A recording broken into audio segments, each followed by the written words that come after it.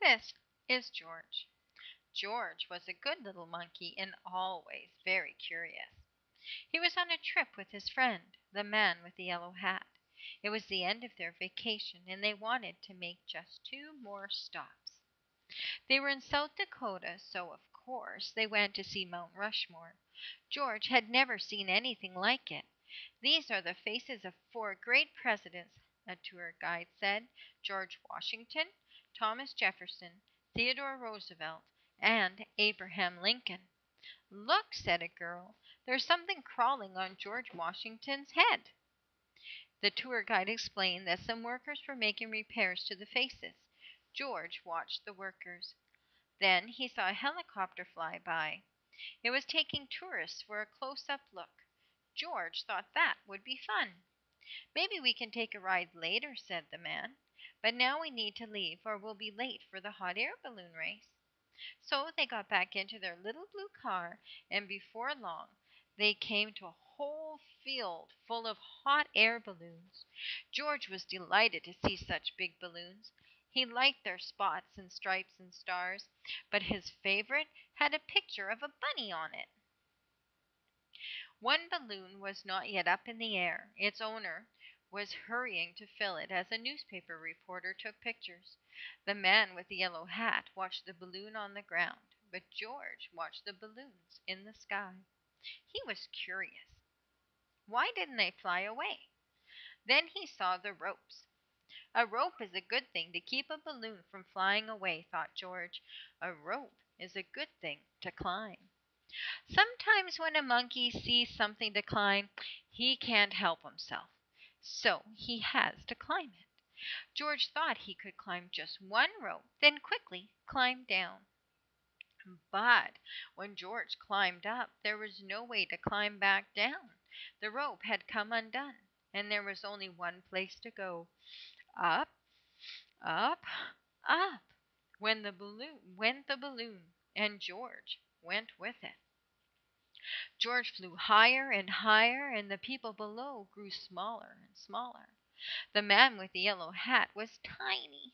The newspaper reporter was too, and the owner of the balloon wasn't very big.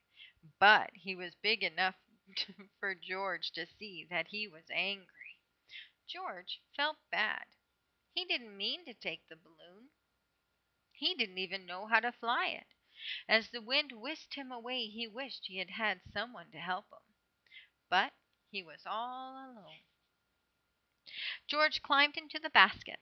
When he looked around, he found he wasn't alone after all. The race was on, and he was in the lead. Together the balloons flew across the field and over the forest. Now George was having fun.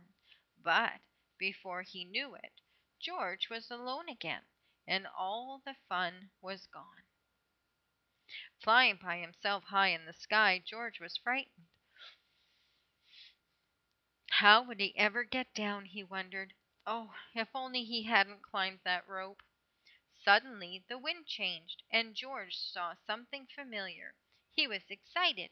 Someone was sure to help him now. In fact, there was someone right in front of him. It was one of the workers, and he was stranded on George Washington's nose. George was so happy to see the worker, he didn't notice how happy the worker was to see him. Slowly, the balloon floated closer. Would it come close enough? It did. The worker grabbed onto the rope and climbed up. Soon he was in the basket with George. Hooray! George was rescued. Hooray! The worker was rescued too. They sailed up over George Washington's head and landed safely in a tree. Soon a whole crowd came to rescue them both. The man with the yellow hat was happy to see George. The reporter was glad to have such an exciting story to report. And the owner of the balloon wasn't angry anymore. Everyone had seen the rescue. George was a hero. After the workers thanked him, George got a special treat. He got to ride in a helicopter. The helicopter flew George and the man with the yellow hat once more past the presidents, then back to the little blue car. As they drove away, the man said, "That was some vacation, George." George agreed. It was an exciting vacation, but they were both very glad to go home.